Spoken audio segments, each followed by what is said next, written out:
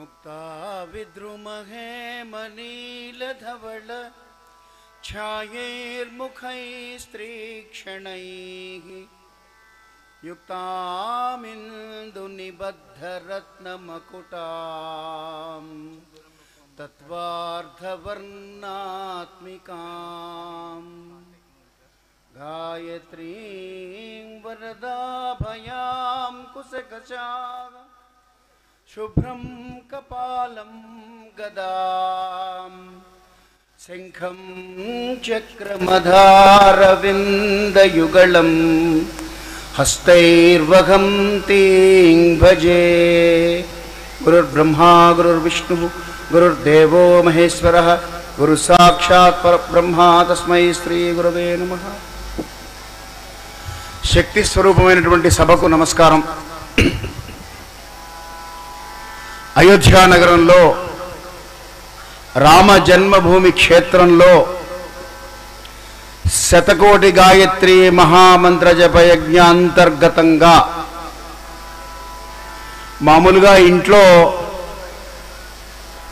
ఒక నామం చెప్తే తరించిపోతారు అని మనకి శాస్త్రం చెప్తున్నది. శ్రీమాత్రే నమః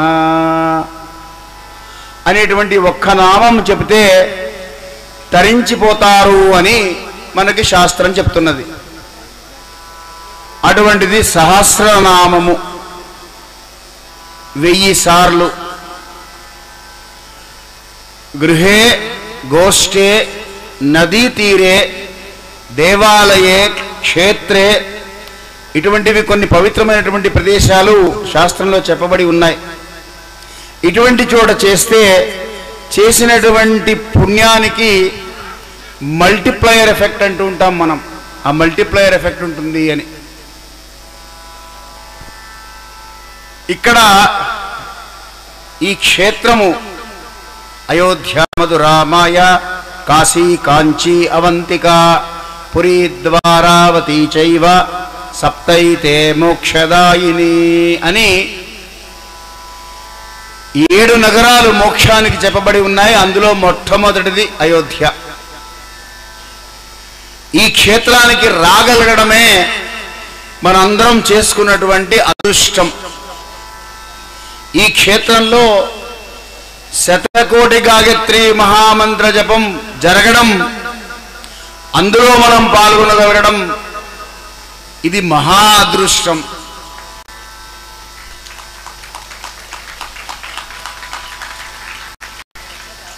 ఇప్పటిదాకా ఇటువంటిది జరిగింది, జరగలేదు, ముందు జరుగుతుంది, జరగదు, మనకు సంబంధం లేదు.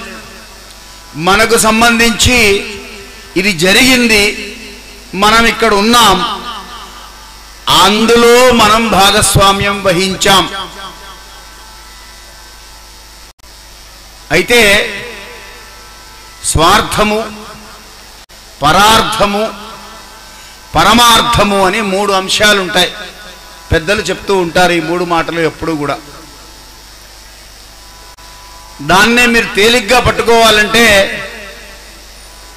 తన గురించి తాను ఆలోచించుకోవడం మనిషి తత్వం, తప్పేం లేదండి. తన గురించి తాను ఆలోచించుకోవడం మనిషి తత్వం. తన గురించితో పాటు తనకు తెలిసిన వాళ్ళ గురించి కూడా ఆలోచించడం మానవత్వం అన్నారు. తన గురించితో పాటు తనకు తెలిసిన వాళ్ళతో పాటు తనకు తెలియని వాళ్ళని గురించి కూడా ఆలోచించడం ముముక్షత్వము అంటుంది శాస్త్రం. ఇవాళ మీరు చేసినటువంటి శతకోటి గాయత్రి అంతర్గతంగా చేసినటువంటి లలితా సహస్రనామ పారాయణ అంతా కూడా ఏతత్ఫలం పరమేశ్వరార్పణమస్తు అని ఇచ్చేశారు. ఇదేంటి గురువుగారు, ఇందాకే కదా చెప్పారు, పుణ్యం వస్తుందన్నారు, విశేషమైనటువంటి పుణ్యం వస్తుందన్నారు, మరి ఇప్పుడేమో ఇచ్చేశారు ఫలం అంటున్నారు అని ఎవరికన్నా సందేహం కలిగితే మీరు మనుష్యత్వంలో ఉన్నారు అని అర్థం. కర్మలు మనకి భగవద్గీతలో ఫలము అపేక్షించి కర్మ చేయడం, ఫలము ఆశించకుండా కర్మ చేయడం, నిరపేక్ష భావనతో నిస్వార్థంగా కర్మ చేస్తే ఫలితం ఎటు వస్తుంది? కర్మణ్యేవాధికారస్తే మా ఫలేషు కదాచన. ఇవాళ శ్రీరామచంద్రమూర్తిగా మీ ముందు కూర్చొని మాట్లాడుతున్నాను అంటే అది కర్మ ఫలితమే. ఆ ఫలితం ఎలాగో వస్తుంది, కానీ కూర్చొని మాట్లాడే అవకాశం వస్తుంది కదా అని నేను కర్మ చేస్తే ఆ ఫలితం రాదు. మీరందరూ చేసింది ఇవాళ నిరపేక్ష భావనతో, నిస్వార్థ బుద్ధితో, వందల మంది వేల మంది చేసినటువంటి గాయత్రి మంత్ర జపానుష్ఠానంలో భాగంగా మీరు కూడా నిరపేక్ష భావనతో చేశారు. సంకల్పం చెప్పినప్పుడు విశ్వకళ్యాణ సిద్ధ్యర్థం అని చెప్పబడి ఉన్నది. కాబట్టి విశ్వకళ్యాణం కోసం మీరందరూ చేశారు కనుక విశేషమైనటువంటి ముముక్షత్వం, ఇందాకే చెప్తున్నారు బ్రహ్మశ్రీ సాయినాథ్ శర్మ గారు, దుర్లభం త్రయమేతత్వాత్ మనుష్యత్వం ముముక్షత్వం మహాపురుష సంశ్రయం అని శంకర భగవత్పాదులు వారు చెప్పినటువంటి విషయం తొందరగా లభించేది కాదయ్యా, ముందు మనుష్యత్వం లభించాలి. శంకర భగవత్పాదులు వారు చెప్పినటువంటి మాట ఇది. శంకరాచార్యుల వారు అంటే మనిషిగా ఆలోచించగలగాలి. ఇందాక చెప్పాను మానవత్వానికి, మనుష్యత్వానికి, ముముక్షత్వానికి ఉన్న తేడా. సో మీరు దుర్లభం త్రయమేతత్వాత్ అంటే 3 రకములైనటువంటి స్థితులలో ప్రయాణం చేసి ఉన్నారు. ముందు మనుష్యులుగా ఆలోచించారు, ఆ తర్వాత మానవత్వంతో ఆలోచించారు, ఆ తర్వాత ముముక్షత్వపు స్థితికి చేరుకుని దుర్లభమైనటువంటిది ఏదైతే ఉన్నదో, మొట్టమొదటిది త్రయమేతత్వాత్ 3 అన్నారు కదా, 3 దుర్లభం, మనుష్యత్వం వచ్చేసింది, ముముక్షత్వం అది కూడా మీకు వచ్చేసింది. అయితే ఉంటుందా, బయటికి వెళ్ళలేకపోతుందా అది నేను చెప్పలేను. మొన్న బ్రహ్మశ్రీ బుర్రా భాస్కర్ శర్మ గారు చెప్పినట్టుగా పురాణ వైరాగ్యము, ప్రసూతి వైరాగ్యము, శ్మశాన వైరాగ్యము అని వైరాగ్యాలు మనకి రకాలుగా చెప్పబడి ఉన్నాయి. నిలబడాలి, ఆ భావన నిలబడాలి. కానీ ఇప్పుడైతే ఈ రూములో అయితే మీకు ఆ ముముక్షత్వం లభించింది. అలాగే మహాపురుష సంశ్రయం కూడా మీకు లభించింది. ఎందుకంటే మీ పక్కనున్న వాళ్ళు ప్రతి వాళ్ళు కూడా విశేషమైనటువంటి లోకక్షేమం అనేటువంటి సంకల్పంతో కార్యక్రమం చేశారు. వారంతా మహాపురుషులే. వేదిక మీద ఉన్న వాళ్లే కాదు, ఇక్కడ ప్రతి ఒక్కరూ కూడా మహాపురుషులే. పురుషుడు అంటే శబ్దం అది కూడా వారు నిన్న వివరించారు, మగవాళ్ళు అనుకోకండి. సంస్కృతంలో పురుష శబ్దానికి మానవుడు అంటాం, మానవి శబ్దం లేదు. స్త్రీలింగం పుల్లింగం భేదాలు లేవు. మానవుడు అంటే మనిషి, మనిషి అంటే పురుషుడు అని చెప్తారు. అయితే ఇది నిలబడాలి అంటే ఏం చేయాలి?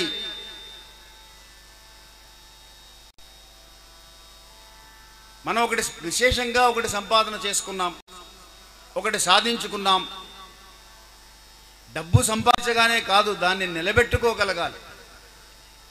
లేకపోతే ప్రయోజనం ఏముంది అంత కష్టపడి సంపాదించి? అలాగే పుణ్యం కూడా అంతే, సంపాదించుకోగానే కాదు, దాన్ని నిలబెట్టుకోవాలి. ఎలా పోతుందండి అంటే రేపటి నుంచి పుణ్యకార్యాలు, రేపంటే మీరు ఇంటికి వెళ్ళిన తర్వాత పుణ్యకార్యములు అలవాటుగా చెయ్యాలి. నేను సనాతన ధర్మాన్ని ఆచరిస్తాను అనుకొని చేయడం కాదు. సనాతన ధర్మం ఎలా చెప్పిందో అలా మన జీవన విధానంలో అంతర్భాగంగా చేసుకొని అలా మనం జీవించగలగాలి. చిన్న చిన్న విషయాలండి. ఉదాహరణకి ఇంట్లో దీపం పెట్టడం పెద్ద కష్టం కాదు, మీకు మీరందరూ చేయగలరు. స్నానము చేసి దీపము పెట్టకుండా నేను ఏ పని చెయ్యను అని మీరు ఒక తీర్మానం చేసుకున్నారంటే మిమ్మల్ని ఆపేవాళ్ళు ఎవరు? నాకు తెలిసి కొంతమంది ఇళ్లలో ఇంకా దీపాలు పండగలప్పుడు వారానికి ఒక రోజు పెడుతున్నారు. అందువల్ల దయచేసి ఈ విషయం గుర్తుంచుకోండి. పరమేశ్వరుడు భూతనాథుడని పేరు ఆయనకి. భూతముల అధిపతి ఆయన. ఈ భూత ప్రేత పిశాచ గణాలన్నీ కూడా ఒకసారి మీటింగ్ పెట్టుకున్నాయట. ఆ బయట ఉన్నటువంటి మహానుభావుడు భూతనాథుడు మనల్ని బయటికి వెళ్ళనివ్వడం లేదు, ఎప్పుడు ఈ శ్మశానంలోనే ఉంటున్నాం, అలా ఊళ్ళెంబడి తిరిగి వస్తే బాగుంటుంది కదా, ఆయన్ని పర్మిషన్ అడుగుదాం వెళ్ళి. పరమేశ్వరుడు శ్మశానంలో ఎందుకుంటాడు అంటే ఇది కూడా ఒక కారణం.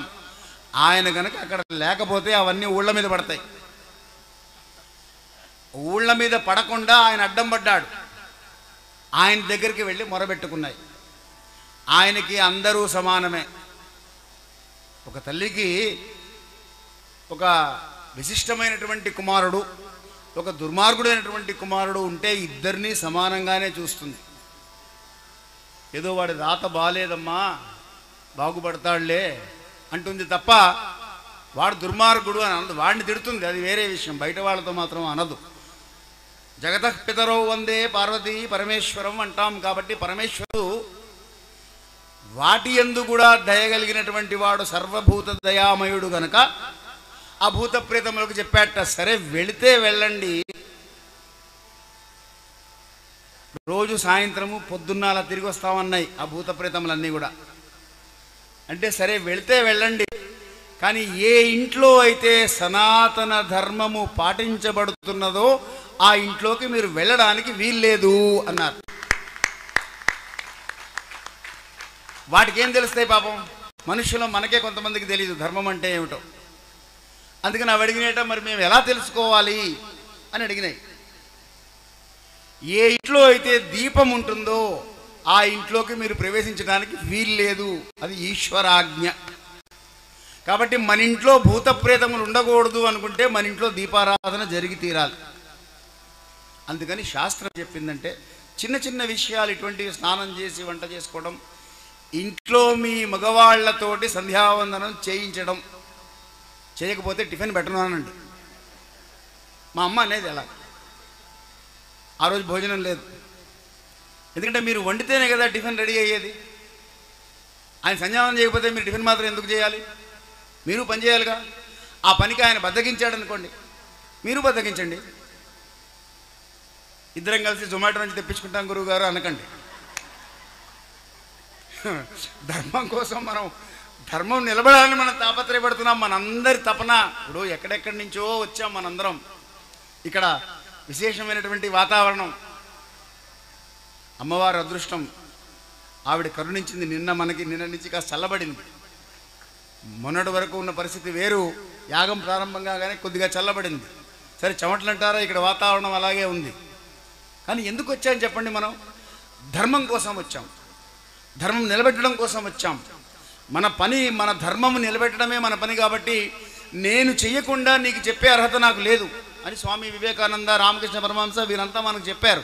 కాబట్టి మనం పాటిస్తుంటేనే, మనం ఆచరిస్తుంటేనే, గురువుగారు మాకు సంధ్యావందనం లేదండి అనేవాళ్ళు కొంతమంది ఉన్నారు, నాకు తెలుసు.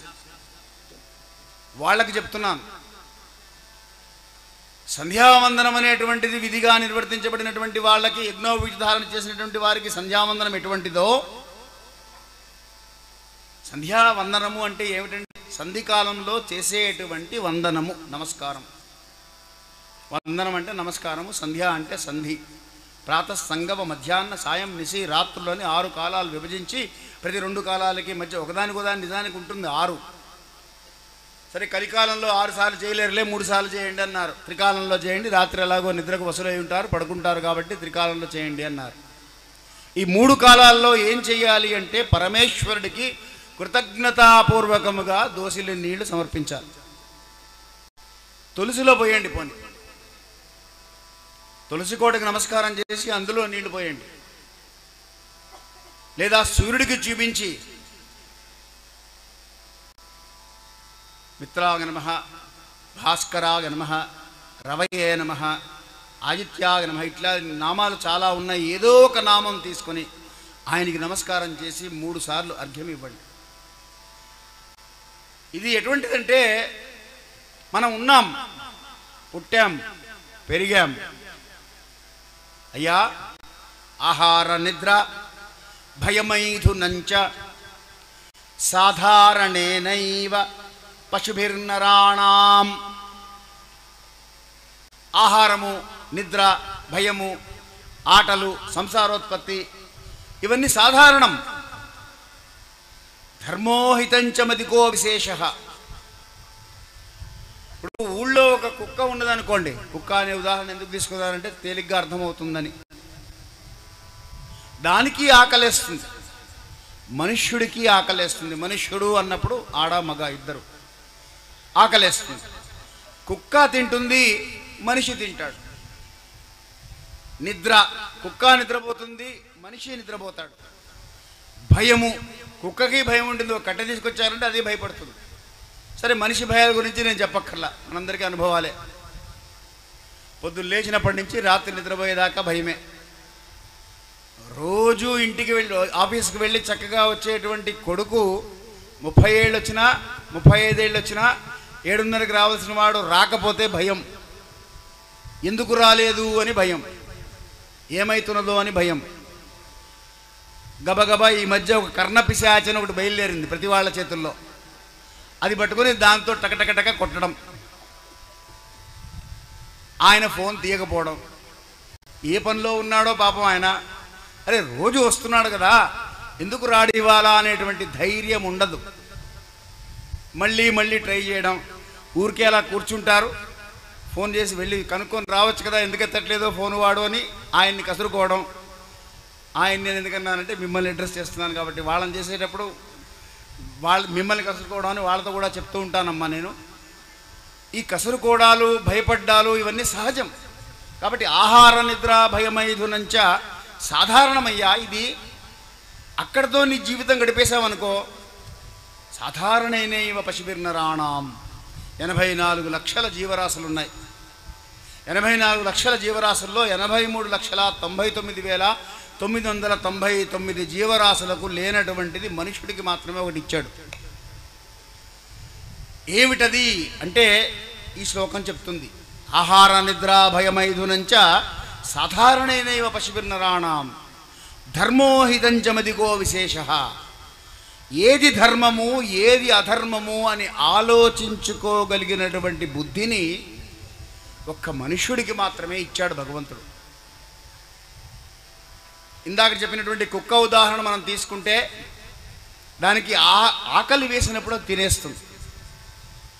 అక్కడ హైజినిక్గా ఉందా లేదా, ఇది నిన్నటిదా కాదా, ఇది వేడిగా ఉందా లేదా, ఇది 4 గంటల ముందు తయారు చేసిందా,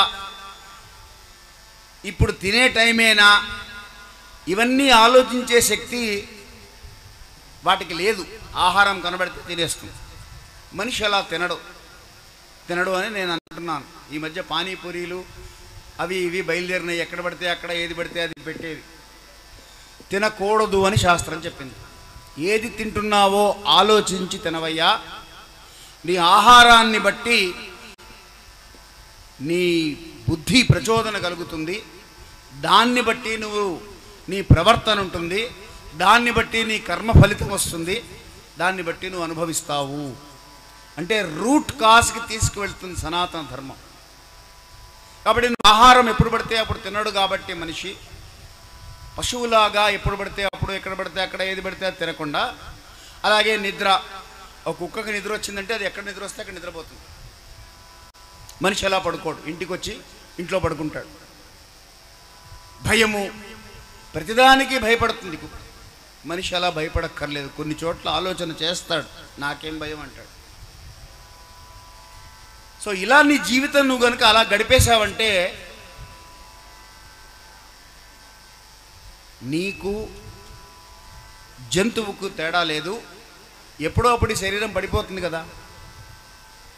పడిపోయినప్పుడు ఈశ్వరుడి దగ్గరికి వెళ్తే, ఎరా నీకు ఉత్కృష్టమైనటువంటి మానవ జన్మ ఇచ్చాను, 84 లక్షల జీవరాశులు ఉన్నాయి, ఆ 83,99,999 కాదని నీకు బుద్ధి అనేటువంటిది ఒకటి ఇచ్చాను, దాన్ని ఆధారం చేసుకొని నువ్వు ధర్మబద్ధంగా నీ జీవితం గడుపుతావని నేను ఆశించాను, ఏం చేశావు అని ఈశ్వరుడు అడుగుతాడు.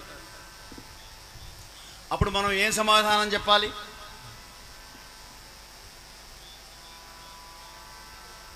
అంతే కదా.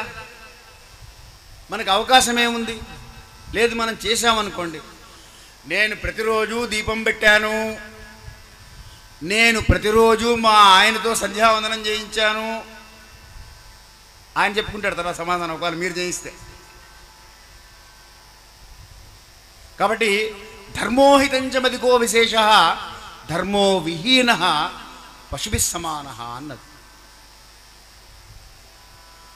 కాబట్టి మీ అందరికీ చేతులెత్తి నమస్కరిస్తూ నేను ప్రార్థన చేసేది ఏమిటి అంటే, ధర్మం అంటే ఏమిటో తెలుసుకునే ప్రయత్నం చేయండి. ముందు తెలుసుకోవాలి, ఆ తర్వాత ఆచరణ. చాలామందికి ఉండే సందేహం ఏంటంటే, ధర్మం అంటే ఏమిటి? ధర్మము ధర్మము ధర్మము అంటూ ఉంటారు, ధర్మం అంటే ఏమిటి అనే సందేహం చాలామందికి. అహింసా సత్యమస్తేయ శౌచమింద్రియ నిగ్రహం మాతృవత్పరదారాశ్చ పరద్రవ్యాని లోష్టవతు ఆత్మవత్ సర్వభూతాని ఏష ధర్మ సనాతనః. అంతే, సింప్లిఫై చేసి మనకు ఒక్క శ్లోకంలో చెప్పేశారు ధర్మం అంటే ఏమిటి అని. అహింస మొట్టమొదటిది. ఎవరిని హింసించకుండా ఉండు. నేనెందుకు హింసిస్తానండి? నాకు అసలు ఆ అవకాశమే లేదు, ఆ ప్రవృత్తే లేదు నాకు అంటే, హింస అనేటువంటిది మానసిక హింస కూడా ఉంటుంది, వాక్ హింస ఉంటుంది. వాక్కు ద్వారా అవతల వాళ్ళని హింసించటం, పరుషంగా మాట్లాడడం. అత్తాకోడళ్ళకి పూర్వం రోజుల్లో ఉండేది, ఈ రోజుల్లో లేదులేండి. కాబట్టి ఈ వాక్ హింస కూడా చేయకుండా ఉండగలగాలి. అలాగే సత్యం అనేటువంటి వ్రతాన్ని తీసుకొని నడవడం, వీడవన్నీ మనకు అర్థం కాదు కనుక ఒక్కోదానికి ఒక్కో పురాణం ఇచ్చారు. అస్తేయము అంటే పరుల సొమ్ము ఆశించకుండా ఉండడం, శుభ్రంగా ఉండడం, శౌచం. ధర్మం ఆచరించడం అంటే ఏమీ లేదు, శుభ్రంగా ఉండడం. ఈ శౌచం కూడా శారీరక శౌచము, మానసిక శౌచము అన్నారు. ఎందుకంటే మనసా వాచ కర్మణ, ఏ పని చేసినా 3 రకాలుగా చేస్తేనే సిద్ధిస్తుంది. మనకి ఈ కార్యక్రమాలన్నీ సుసంపన్నమవుతున్నాయి అంటే ఎందుకు అంటే, మంత్రలోపం లేదు. అద్భుతమైనటువంటి విశేషమైనటువంటి ప్రతిభ కలిగినటువంటి వేద పండితులు వారి సమక్షంలో, వారి ఆధ్వర్యంలో, వారి గురువులు బ్రహ్మశ్రీ దుద్దిళ్ల మనోహరవదాని గారి ఆధ్వర్యంలో జరుగుతున్నాయి. మంత్రలోపం జరిగే అవకాశం లేదు, ద్రవ్యలోపం లేదు. ఎందుకు లేదు? విశేషమైనటువంటి పనిచేస్తున్నటువంటి కార్యకర్తలందరూ నడుము బిగించి ఎంత ఎండున్నా ఎంత చెమటలున్నా వాళ్ళందరూ చేయబట్టి ద్రవ్యలోపం లేదు, క్రియాలోపం లేదు. మీరంతా శ్రద్ధగా చేస్తున్నారు కాబట్టి క్రియాలోపం లేదు, సంకల్పలోపం లేదు. సంకల్పంలో ఎక్కడా కూడా మనం నాకు అది కావాలి ఇది కావాలని మనం చెప్పట్లా. ధర్మార్థ కామ మోక్ష చతుర్విధ ఫల పురుష సిద్ధార్థం అన్నాం అంతే. అంతేగాని ధన కనక వస్తువాహన దేను కాంచన పుత్రపౌత్రాభివృద్ధ్యర్థం, నవగ్రహ దోష పరిహారార్థం, ఇష్టకామ్యార్థ సిద్ధ్యర్థం, చింతిత మనోరథాః పరిపూర్ణదాసి, ఇలా చాలా చెప్పారు సంకల్పాలు. అవన్నీ మనం చెప్పడం లేదు, అవి చెప్తే అష్టోత్తరం కంటే ఎక్కువ అవే ఉంటాయి. అవన్నీ ఏం చెప్పడంలా. మనం ధర్మబద్ధంగా మన జీవితం గడుపుకోమని శాస్త్రం చెప్పింది కనుక ధర్మార్థ కామ మోక్ష చతుర్విధం అని చెప్పుకుంటున్నాం, అది సరే. కానీ విశ్వకళ్యాణ సిద్ధ్యర్థం అనేటువంటి నిరపేక్ష భావనతో చేస్తున్నాం కనుక మన కార్యక్రమాలన్నీ కూడా సూపర్ సక్సెస్ అవుతున్నాయి. అలాగే ఇది పెద్ద స్కేల్లో ఉంది. మీ ఇంట్లో చేసే కార్యక్రమం స్కేల్తో సంబంధం లేదు భగవంతుడికి. ఎంత పెద్దగా చేసావా అని ఆయన చూడ్డు. ఆయనకి మనం ఇచ్చేది ఏమిటంటే, అమ్మవారికి మనం ఏమన్నా ఇస్తామా? జగన్మాత, ఆవిడ జగదంబ. ఇప్పుడు ఒక తండ్రి పిల్లవాడికి ఒక 5 స్టార్ చాక్లెట్ తెచ్చిచ్చాడు.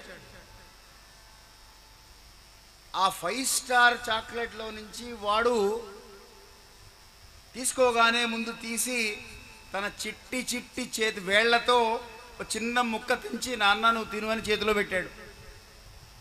ఇక ఆ తండ్రికి మించిన ఆనందం ఏమన్నా ఉంటుందా? వాడికి ఇస్తే చాక్లెట్ తినకుండా ముందు నువ్వు తిను నాకు ఇచ్చాడే అని సంబరపడిపోయి ఇంట్లో చెప్పుకుంటాడు, ఫ్రెండ్స్కి చెప్పుకుంటాడు, అన్నదమ్ములకు చెప్పుకుంటాడు, అక్కల చెల్లెకి చెప్పుకుంటాడు, వీడి స్వభావం ఇట్లాంటిదని సంబరపడిపోతాడు. అలాగే జగదంబ కూడా అమ్మా నువ్విచ్చిందే నీకు సమర్పణ చేస్తున్నాను, నా దగ్గరున్నది ఇది నీకు ఇస్తున్నాను.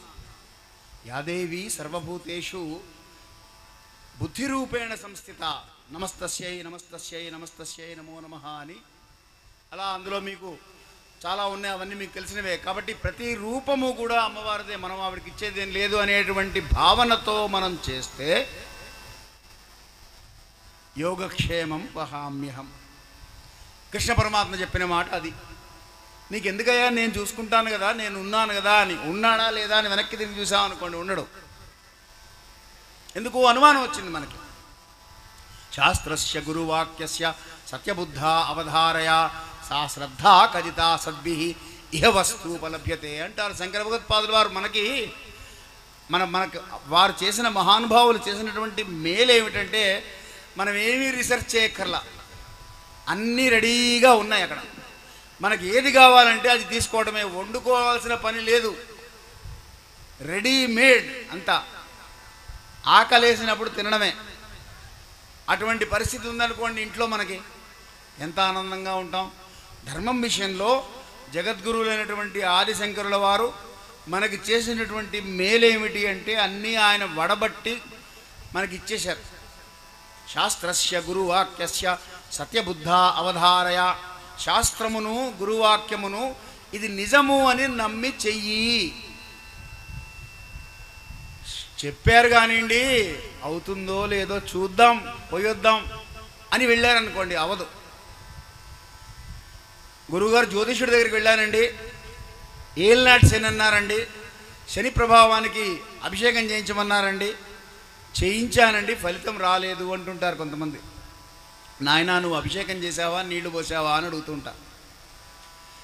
నీళ్లు పోస్తే రాదు ఫలితం, అభిషేకం చేయాలి, వచ్చి తీరుతుంది. ఎందుకు అంటే అది శాస్త్రం చెప్పింది కనుక. తస్మాత్ శాస్త్రం ప్రమాణంతే కార్యాకార్య వ్యవస్థితౌ అని గీతాచార్యుడు చెప్పింది కూడా అందుకే. దాన్ని ప్రమాణంగా తీసుకొని మనం కనుక చేసుకోగలిగితే తప్పకుండా జరుగుతుంది. గురువాక్యం అని ఎందుకు అన్నారు అంటే శాస్త్రంలో ఏముందో అది చెప్పేటువంటి వాడు గురువు, కానీ తన బుద్ధికి తోచింది చెప్పేటువంటి వాడు గురువు కాదు. చెబితే ఏమనుకుంటారో, వాళ్ళకి నచ్చుతుందో నచ్చదో అని చెప్పేటువంటి గురువులు కొంతమంది ఉన్నారు. వాళ్ళ గురించి కూడా శంకర భగవత్పాదులు వారు చెప్పేశారు. గురోః భగవాత్ సంతి శిష్య విత్తాపహారాయ, గురోః విరలాः సంతి శిష్య హృత్తాపహారాయ అని చెప్పారు. చాలామంది గురువులు ఉంటారయ్యా, శిష్యుడి దగ్గర నుంచి ఏ కానుకలు వస్తాయి అని చూసేటువంటి వాళ్ళు, వాళ్ళ దగ్గరికి వెళ్ళకండి. శిష్యుడి హృదయంలో ఉన్నటువంటి తాపాన్ని తొలగించాలనేటువంటి తపన కలిగినటువంటి గురువులు ఎవరు ఉంటారో వాళ్ళని చూడండి, వాళ్ళు మీకు శాస్త్రం ఉండదున్నట్టుగా చెప్తారు. అందుకని శాస్త్రస్య గురువాక్యస్య సత్యబుద్ధ అవధారయ, ఇది నిజము అని చెయ్యండి, నమ్మి ఆచరించండి. చాలామంది నాకు చెప్తూ ఉంటారు, గురువుగారు గాయత్రి చేస్తే అదైందండి, ఇదైందండి, ఆ మేలు జరిగింది, ఈ మేలు జరిగింది, ప్రమోషన్. ఇప్పుడు మీకు రేపు ఒక పుస్తకం విడుదల చేయబోతున్నాం, గాయత్రి అనుభవాలు. దాంట్లో ఈ శతకోటి గాయత్రి మహాయజ్ఞ సందర్భంగా, మహాపూర్ణాహుతి సందర్భంగా ఒక ప్రత్యేక సంచిక రేపు విడుదల చేస్తాం, మీకు అందరికీ కాపీలు ఇస్తాను. దాంట్లో జపతుల యొక్క అనుభవాలు, వాళ్ళు చేస్తే జపం వాళ్ళకి ఆబ్వియస్లీ అందరివి వేయలేం కాబట్టి కొంతమందివి మాత్రమే వేశాం. చాలామందివి చాలా అనుభవాలు రకరకాలుగా ఉన్నాయి. భుక్తికి ముక్తికి ఆనందం అనుభవిస్తున్నానండి, ఏమీ అక్కర్లేదు నాకు, గాయత్రి చేస్తే ఆనందం అనుభవిస్తున్నాను అంటారు. ఎలా ఉంటుంది ఆనందం చెప్పండి అని అడగండి వాళ్ళని. మాటలలో వర్ణించలేను గురువుగారు, అదొక రకమైన దివ్యానందం. కాబట్టి మనిషి తత్వము ఎప్పుడూ ఆనందంలో ఉందామనేటువంటి ఆలోచన. కానీ ఈ ఆనందము గనక పొందలేకపోతే మానవ జన్మ వ్యర్థము. అందుకనే మీరు చూడండి, పీఠాధిపతులు, స్వామీజీలు, యతీశ్వరులు వాళ్ళందరి పేర్లు ఆనందముతో ఉంటాయి. బ్రహ్మానందం గారు మనకి ఆయన గృహస్థులో ఉన్నటువంటి యతి సమానులే అనుష్ఠాన పరంపర విషయంలో వారు. ఆయన పేరు అలాంటి వాళ్ళు గృహస్థాశ్రమంలో ఉన్నటువంటి బ్రహ్మానందం గారు ఉన్నారు. కానీ మీరు చూస్తే చిదానందం, నిత్యానందం స్వామివార్ల పేరుని అలాగే ఉంటాయి. వారు ఎప్పుడూ ఆనందంలోనే ఉంటారు. ఎందుకుంటారు అంటే ఏమీ లేదు, సూక్ష్మంగా పట్టుకోవాలి అంటే మనం కూడా ఆ ధర్మం అనేటువంటి దాన్ని కనుక పట్టుకున్నామంటే కామో విగ్రహవాన్ ధర్మ సాధు సత్య పరాక్రమ అన్నది. అందుకు ఏమంటే ధర్మాచరణ చేస్తే కష్టాలు రావా అంటే వస్తాయి. హైదరాబాద్ నుంచి అయోధ్య దాకా రావాలంటే కష్టమా కాదా అండి? హాయి ఏసీ రూముల్లో మీరందరూ పడుకునేవాళ్ళు. ఇక్కడ దొరికినాయో దొరకలేదో, ఉన్నాయో లేవో తెలీదు. కానీ ఆ కష్టం కష్టం అనిపించదు. కష్టంలో కూడా ఆనందం ఉంటుంది, కష్టంలో కూడా సంతోషం ఉంటుంది, కష్టంలో కూడా సుఖం ఉంటుంది. ఆ కష్టం కష్టంగా అనుభవించే వాళ్ళకు ఉండదు. జగద్గురువులు విరిశేఖర భారతీ స్వామి వారు ఒక మాట చెప్తారు, ధర్మానుష్ఠానం చేసేటువంటి వారు మెర్సిడెస్ బెంజ్ కారులో ఉన్నటువంటి వాళ్ళు, ఇతరులు మారుతి కారులో ఉన్నటువంటి వాళ్ళు. కారులో ఉన్నటువంటి మెర్సిడెస్ కారులో నడుపుతున్న, మారుతిలో నడుపుతున్న డ్రైవర్లకిద్దరికీ దేని మీద దృష్టి ఉంటుంది? రోడ్డు మీదే ఉంటుంది. కానీ చూసే వాళ్ళకి మాత్రం అబ్బో ఇది మెర్సిడెస్ కారే అనుకుంటారు. కాబట్టి కష్టం ఉండదు అని అనుకోకండి. రాముడంతటి వాడు రమణ సీతను బాసి పామరుని వలె ఏడ్చారన్నా, ఏనాడు ఏ తీరో ఎవరు చెప్పగలరు అనుభవించక తప్పదన్నా. ఆనాడు పాండవులు ఆకులలములు మేసి అడవులా పాలాయరన్నా, ఏనాడో ఏ తీరో ఎవరు చెప్పగలరు అనుభవించక తప్పదన్నా అని. కష్టం వస్తుంది, కానీ ఆ కష్టము కష్టమని అనిపించకుండా సనాతన ధర్మం అన్ని కాపాడుతుంది. కాబట్టి ఆ ధర్మానుష్ఠానం అనేటువంటిది ఒక్కటే మీరు పట్టుకున్నారంటే, ఏమిటి ధర్మం అంటే ఇందాక చెప్పాను, చిన్న చిన్న విషయాలు మన ప్రవర్తనలో మార్పు చేసుకోవాలి. చెప్పులు వేసుకొని భోజనం చేస్తున్నారు అక్కడ, పాపము నశించుగాక. కార్పెట్లు వేయించాం కదండి, చెప్పులిప్పి భోజనం చేయలేరా? తిన్న దగ్గర పారేస్తున్నారు. ఎంగిలి, అంటు, ముట్టు, మైల, మడి ఇత్యాది పదాలు మనకి శాస్త్రం ఎందుకు చెప్పింది అంటే మన జీవన విధానం ఆనందమయంగా ఉండడం కోసం చెప్పింది. 4 అడుగులు వేసి అవతల పడేస్తే అయిపోతుంది కదా. కాబట్టి ఇటువంటి విషయాలన్నీ ఇంకా మాట్లాడుతుంటే మీకు ఆల్రెడీ క్షుద్బాధ యాదేవి సర్వభూతేషు క్షుధారూపేణ సంస్థిత నమస్తస్యై నమస్తే. ఆవిడ కూడా ఉండాలి, ఆకలి కూడా ఉండాలి, లేకపోతే శరీరంలో బలం రాదు. కాబట్టి ఆవిడ ఆ రూపంలో ఉంటుంది అమ్మవారు. అమ్మవారి తత్వం ఇవాళ మాట్లాడదలుచుకోలేదు, ఎందుకంటే సోదరుడు మేఘరాజ్ శర్మ విశేషంగా దాన్ని వర్ణించే ఉంటారు, మీ అందరికీ అర్థమైపోయి ఉంటుంది. కాబట్టి నా ఒక్క మనవి ఏంటంటే, మీ ఇంట్లో మీరు మాత్రమే చేయగలరు ఆ పని. కాబట్టి ఇవాళ మీ ముందుకు వచ్చి చేతులు జోడించి మాట్లాడుతున్నాను. మీ మగవాళ్ళు చెయ్యలేరు. మీ ఇంట్లో ధర్మం నిలబడాలి అంటే మీరే పూనుకోవాలి. ఎంత వీలైతే అంత. ధర్మంలో గొప్పతనం ఏముందంటే, సనాతన ధర్మంలో ఇంత చెయ్యి అని చెప్పలేదండి. ఇందాక నేను చెప్పినట్టుగా ఈ స్కేల్లో అందరూ చెయ్యాలి అంటే కుదిరే పని కాదు. నీ ఇంట్లో నువ్వు పుస్తకం పట్టుకొని రాదు, పుస్తకం పట్టుకొని చదువు. సహస్రానికి టైం లేదు, అష్టోత్తరం చదువు. అష్టోత్తరానికి టైం లేదు, శ్రీమాత్రే నమః అంటే కూడా నువ్వు ధర్మం ఆచరించినట్టే. ఎంత వెసులుబాటు ఇచ్చిందండి మనకి సనాతన ధర్మంలో. ఇంత వెసులుబాటు ఉన్న దాన్ని మనం నిర్లక్ష్యం చేయబట్టి ఇవాళ అన్యమైనటువంటి వాళ్ళు మన ధర్మం మీద ఇష్టం ఉన్నట్లు మాట్లాడుతున్నారు. జగద్గురువుల ఆదేశం మనకి, ఆ ఆదేశాన్ని అందిపుచ్చుకొని మనం ధర్మానువర్తనలు అయితే తప్ప మనకి బలం రాదు. రాముడి కంటే రావణుడు చాలా విషయాల్లో గొప్పవాడండి.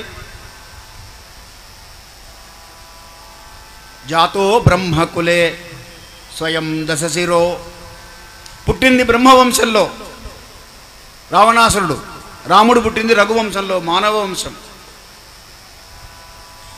ఒక తల కాదు 10 తలలున్నాయి రావణుడికి, రాముడికి ఒకటే తల. జాతో బ్రహ్మకులే స్వయం దశశిరో అనుజో కుంభకర్ణస్తదా. కుంభకర్ణుడు తమ్ముడు. కుంభకర్ణుడు అంటే గడగడగడలాడేది ప్రపంచమంతా ఆ రోజుల్లో. వాడు లేచాడంటే స్నాక్స్ కింద 10 ఏనుగులు 25 లేళ్లు తినేవాట, మర్మరాలు తిన్నట్టు మనం. అంత బలాఢ్యుడు కాబట్టి గడగడల అంతటి బలవంతుడైనటువంటి తమ్ముడున్నాడు. అగ్రజో ధనపతి, అన్నగారిని చూద్దామా, ధన సంపదలో కుబేరుడు కాబట్టి ధనబలం తక్కువ లేదు, కులబలం తక్కువ లేదు, బుద్ధి బలం తక్కువ లేదు. 10 తలలతో ఆలోచించేవాడు, 10 రకాలుగా ఆలోచించేవాడని అర్థం. 10 తలలు ఉన్నాయంటే అది కాదు, ఏ విషయమైనా 10 యాంగిల్స్లో ఆలోచించగల సమర్థుడు రావణుడు. కాబట్టి బుద్ధి బలంలో తక్కువ లేదు, ధనబలంలో తక్కువ లేదు.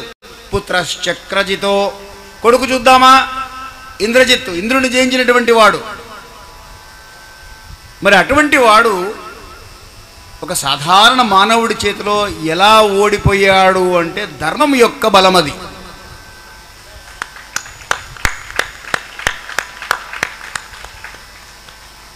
అందుకని ధర్మాన్ని మనం పొందుకున్నామంటే ఆ ధర్మం ఒక్కటి మన్ని తరింపచేస్తుంది. అందువల్ల మీరందరూ కూడా ఆ ధర్మానుష్ఠానం నందు అనురక్తులై ఉండేటట్లుగా జగన్మాత మనందరినీ కూడా ఆశీర్వదించి అనుగ్రహించాలని ఈ సభా వేదికగా అందరికీ మరొకసారి మనవి చేస్తూ, ఇంతసేపు శ్రద్ధగా వినందుకు మీ అందరికీ ధన్యవాదాలు. ధర్మస్య విజయోస్తు అధర్మస్య నాశోస్తు, ప్రాణినాం సద్భావనాస్తు, గవాం సంరక్షణాస్తు, విశ్వస్య కళ్యాణమస్తు.